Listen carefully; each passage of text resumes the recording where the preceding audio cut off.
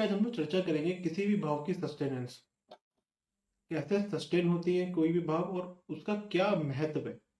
बहुत ही important topic है ये हमारे ज्योतिष शास्त्र का।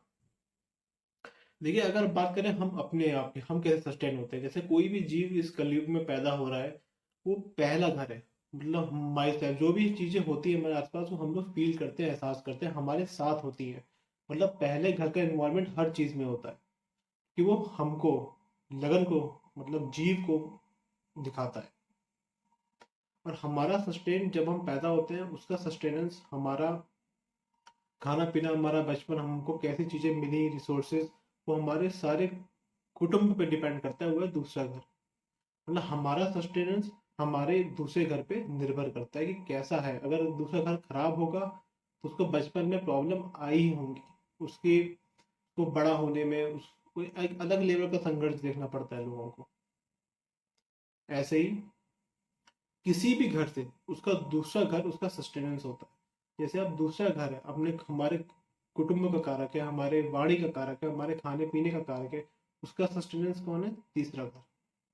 अगर इससे आप बोल देखो ना, दूसरे घर और तीसरे घर दोनों से वाणी को देखते हैं हम। दूसरे घर में वाणी बोलते हैं, सीखते हैं बोलना। और तीसरे घर से हम ये देखते हैं कि हम कैसी वाणी बोलते हैं, अगर कितना बोलना चाहिए, कैसी उसकी क्वालिटी ऑफ स्पीकिंग कैसी है, कैसे बोल रहा है वो समाज में। तो तीसरा जो राशि घर है, उसमें जो 3 नंबर राशि रूल करती है उसको, वो एक नेटवर्किंग की राशि है और एक एयर तत्व राशि है। वो हवा के एलिमेंट को डोनेट करती है। ऐसे ही जब चौथे घर हम लोग अपने सुख भाव को देखते हैं, तो सुख भाव का सस्टेनेंस कहाँ से है? पंचम भाव से, अपने दूसरे भाव से।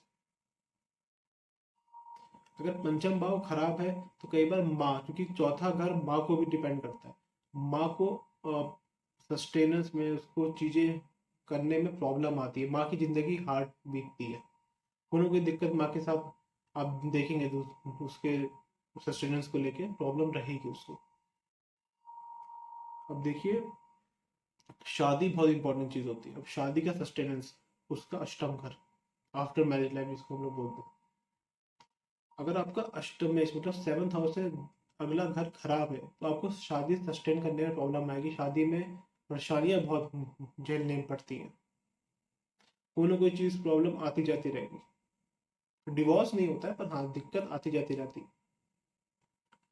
अब देखिए, पिता 9वें घर से हम लोग देखते हैं, पिता का सस्टेनेंस 10th हाउस, ये बहुत इंपॉर्टेंट चीज है।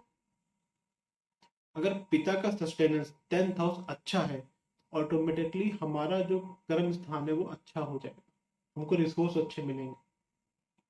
अब देखिए, जिसका भी 9वें से अगला घर खराब है, उसकी अवस्था खराब है, उसका प्लेनेट किसी पाप ग्रह के ट्राइन में है या कहीं फंस गया है, तो पिता के सस्टेनेंस में प्रॉब्लम आएगी, उसके अपने एक करियर में भी, अपने जैसे प्रोफेशन में भी उसको दिक्कत झेलनी पड़ेगी। तो ये बहुत इंपॉर्टेंट सूत्र है ज्योतिष का, अपने घर से दूसरा घर उसके सस्टेनेंस को दिखाता है। जैसे 11 घर लिक्विड मनी का, आय का है, लाभ भाव है। लाभ भाव का सस्टेनेंस 12वां घर, अगर 12वां घर खराब है तो आप पैसे कमाओगे, उसी तो खर्च हो जाएगा, एक्सपेंशन में चला जाएगा, हॉस्पिटलाइज में पैसा खर्च होगा आपका। तो सस्टेनेंस बहुत इंपॉर्टेंट है। जैसे लगन से अगला, जैसे हम बोलते हैं ना, दूसरा घर हमारा सस्टेनेंस है। अगर सस्टेनेंस खराब है, आदमी चीजें को पूरा नहीं करता, छोड़ देता है बीच में, वो सस्टेन नहीं कर पाता, वो कुछ भी काम करेगा, कुछ भी एक्सपीरियंस करेगा, बीच में उसको छोड़ेगा ही। ये बहुत इंपॉर्टेंट है कि हर भाव से दूसरा भाव देखना बहुत इंपॉर्टेंट है हमारे ज्योतिष। राधे।